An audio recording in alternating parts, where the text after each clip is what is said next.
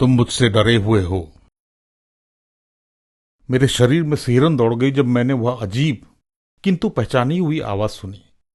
मैं अपने उस मित्र से फोन पर बात कर रहा था जो कभी आत्मा का माध्यम हुआ करता था।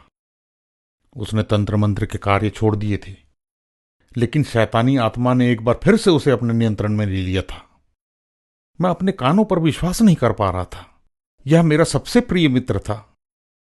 मेरा मित्र, मैं और उसका परिवार कई वर्षों से तंत्र मंत्र में लिप्त थे। मैं उस समूह को छोड़कर अमेरिका चला गया, जहां मैंने सीखा कि तंत्र मंत्र ईश्वर के वचन के विरुद्ध है, और मैंने मसीह धर्म अपना लिया। मैं इंग्लैंड से वापस लौटकर आया और मैंने अपने मित्र को बाइबल के द्वारा कायल किया कि तंत्र मंत्र दुष्टात्मा के कार्य हैं। मैंने उसे और उसकी पत्नी को अमेरिका आने में सहायता की और उन्होंने भी मसीह धर्म अपना लिया। वह लगातार लंदन में रहने वाले अपने भाई से कैसेट टेप के द्वारा संदेश भेजता रहता था। और तब कुछ ऐसा घटा कि एक दिन जब वह टेप रिकॉर्ड पर बात कर रहा था और अचानक सम्मोहन में चला गया। शैतानी आत्मा ने उसकी आवाज को नियंत्रण में ले लिया और उसके द्वारा बात की। मेरे मित्र के मुंह से अपने और अपनी सेवकाई के ऊपर पैसा कमाने का झूठा आरोप सुनना भयावह अनुभव था, जबकि इसके विपरीत मैं उस पर पैसे खर्च कर रहा था।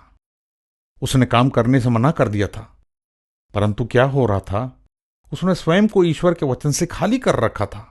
इसलिए वह शैतानी आत्मा फिर लौटकर आ गई थी। जैसा बाइबल हमें लूका 11:26 में बताती है कि जब एक व्यक्ति ने स्वयं को खाली छोड़ दिया तो 7 और दुष्ट आत्माएं उसमें समा गईं।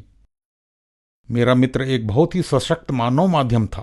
विभिन्न शैतानी आत्माएं उसके द्वारा कई भाषाओं में बातें किया करती थी। इंसानों को इस बात का कोई गुमान नहीं है कि उनका जीवन उनकी आत्मा को बचाने के लिए एक संघर्ष है। मालूम बाइबल इफिसियों 6:12 में हमें बताती है कि इस संसार में हमारा युद्ध मनुष्यों से नहीं, लेकिन अंधकार की आत्मिक सेनाओं से है। और वह शैतानी आत्मा इस अवसर का इंतजार कर रही थी कि कब उसके मस्तिष्क को अपने नियंत्रण में करे। मेरे मित्र, हो सकता है कि आप तंत्र मंत्र में लिप्त न हो, लेकिन हम सभी के मस्तिष्क में संघर्ष चलता रहता है और हमारे पास चुनाव है कि कौन सी आत्मा हमारा नियंत्रण करे, शैतान की आत्मा या प्रभु की आत्मा, पवित्र आत्मा। मित्र, यदि आप अनंत में अपना स्थान निश्चित करना चाहते हैं तो अपनी जीवन शैली बदलिए। क्या यह अपवित्र है? इसे बदलें, प्रायश्चित करें, बपतिस्मा लें, पवित्र आत्मा का उपहार प्राप्त करें, या नरक में अनंत पीड़ा भोगें। याद रखें, अनंत हमेशा के लिए है।